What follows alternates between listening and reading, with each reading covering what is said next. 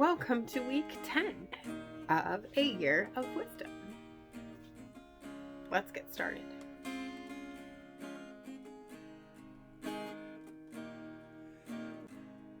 Day 74. Job 16, 17, and 18. Then Job answered and said, I have heard many such things. Miserable comforters are you all. Shall windy words have an end? Or what provokes you that you answer? I also could speak as you do, if you were in my place. I could join words together against you and shake my head at you. I could strengthen you with my mouth, and the solace of my lips would assuage your pain. If I speak, my pain is not assuaged.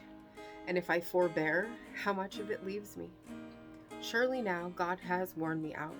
He has made desolate all my company, and he has shriveled me up, which is a witness against me, and my leanness has risen up against me. It testifies to my face. He has torn me in his wrath and hated me. He has gnashed his teeth at me. My adversary sharpens his eyes against me.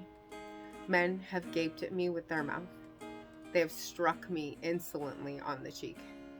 They mass themselves together against me. God gives me up to the ungodly and casts me into the hands of the wicked. I was at ease, and he broke me apart.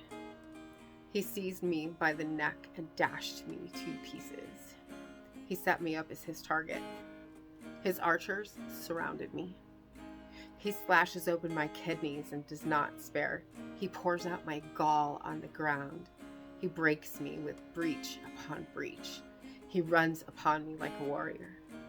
I have sewed sackcloth upon my skin and have laid my strength in the dust.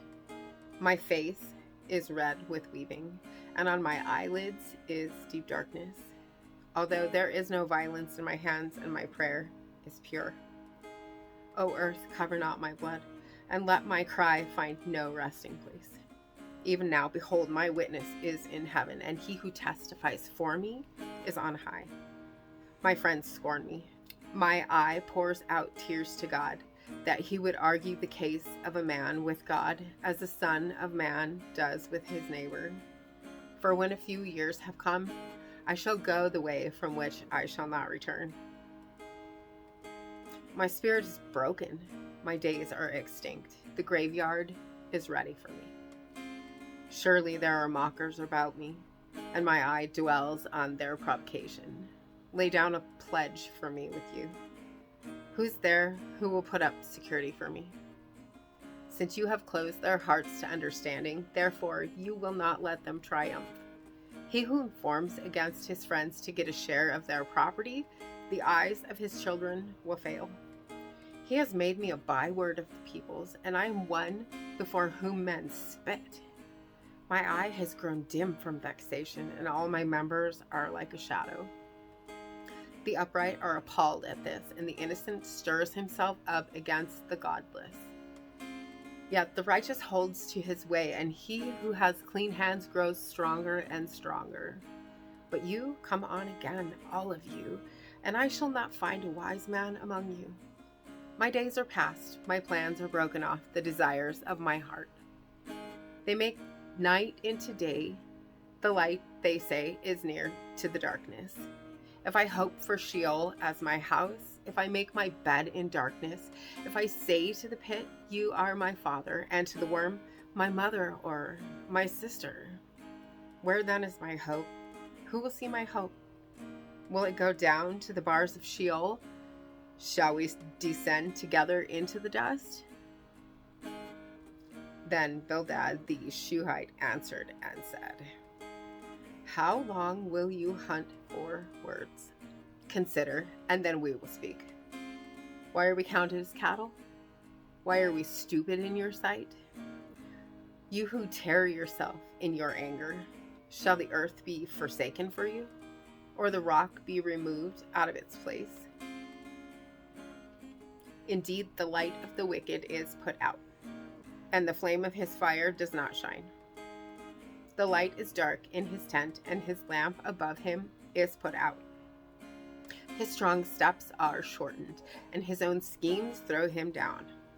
For he is cast into a net by his own feet, and he walks on its mesh. A trap seizes him by the heel, a snare lays hold of him. A rope is hidden for him in the ground, a trap for him in the path. Terrors frighten him on every side and chase him at his heels. His strength is famished, and calamity is ready for his stumbling. It consumes the parts of his skin. The firstborn of death consumes his limbs. He is torn from the tent in which he trusted, and is brought to the king of terrors. In his tent dwells that which is none of his. Sulfur is scattered over his habitation. His roots dry up beneath, and his branches wither above. His memory perishes from the earth, and he has no name in the street.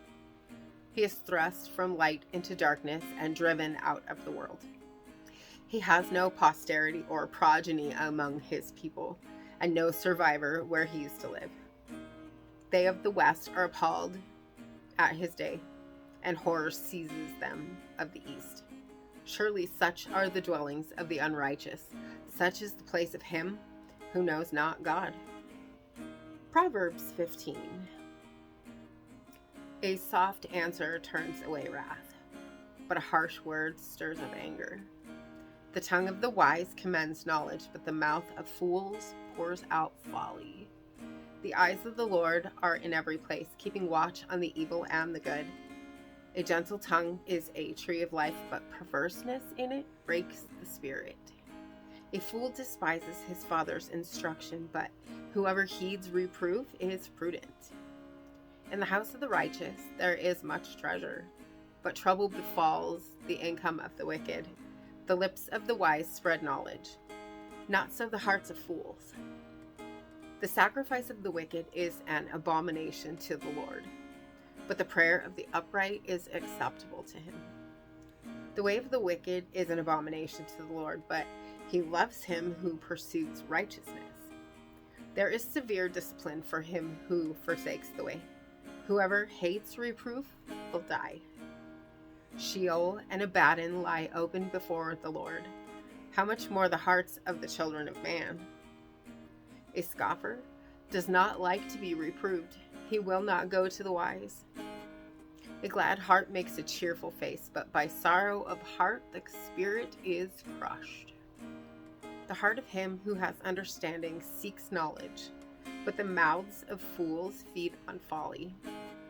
All the days of the afflicted are evil, but the cheerful of heart has a continual feast. Better is a little with the fear of the Lord than great treasure and trouble with it. Better is a dinner of herbs where love is than a fattened ox and hatred with it. A hot-tempered man stirs up strife, but he who is slow to anger quiets contention. The way of a sluggard is like a hedge of thorns, but the path of the upright is a level highway. A wise son makes a glad father, but a foolish man despises his mother. Folly is a joy to him who lacks sense, but a man of understanding walks straight ahead. Without counsel, plans fail, but with many advisors, they succeed. To make an apt answer is a joy to a man, and a word in season, how good it is. The path of life leads upward for the prudent, that he may turn away from Sheol beneath. The Lord tears down the house of the proud, but maintains the widow's boundaries. The thoughts of the wicked are an abomination to the Lord, but gracious words are pure. Whoever's greedy for unjust gain troubles his own household, but he who hates bribes will live. The heart of the righteous ponders how to answer, but the mouth of the wicked pours out evil things. The Lord is far from the wicked, but he hears the prayer of the righteous. The light of the eyes rejoices the heart, and good news refreshes the bones. The ear that listens to life-giving reproof will dwell among the wise. Whoever ignores instruction despises himself, but he who listens to reproof gains intelligence. The fear of the Lord is instruction in wisdom, and humility comes before honor. And as always, I am grateful for you being here. And make sure you hit the subscribe button right there. Click the bell and you'll get notifications. And I will see you tomorrow. God bless. You'll carry me out of the storm. I'm standing at the crossroads. I'm lost without a clue. I need a big pink neon sign to show me what to do. I thank you, Lord. It glorifies you when you're the only answer. I praise you, Lord, for holding what's too much for me. And I'm amazed by you, Lord, because nothing's too big and nothing's too small to lay at your feet. I want to thank you, Lord, for believing.